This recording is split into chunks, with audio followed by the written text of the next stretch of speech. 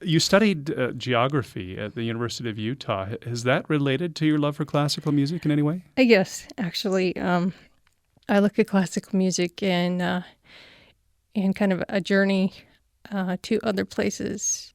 Growing up in the 80s during the Cold War, I had no concept of what nations really made up the Soviet Union. It's just always been that way. And by listening to classical music and the way that the announcers here talk about the history of the piece or things about it, I've come to learn about the countries before. I had no idea what Yugoslavia and Czechoslovakia were made of.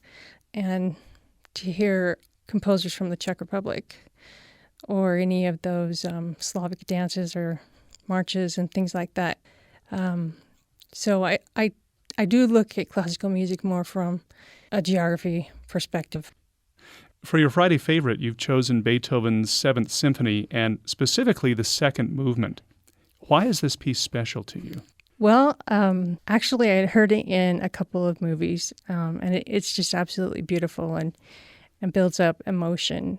It's in the final scenes of the show Knowing with Nicolas Cage, the King's Speech, and I have that soundtrack. Yeah, it was very effective the way they used that there. I remember another movie too that they used it in. It was back in the 90s, something called Mr. Holland's Opus. I don't know if you remember seeing that yes. film. But had Richard Dreyfuss in it. Yeah, he also used it, and he was using it. I don't know if you recall, his son was deaf. He found out that his son couldn't hear very well, and he was a music teacher, and he was relating the story of Beethoven and his hearing loss, and here he was playing this very emotional music. So it can be very effective in films, can't it? Yeah, it just builds up to this pounding and then tapers off, and I love the way that one sounds as well.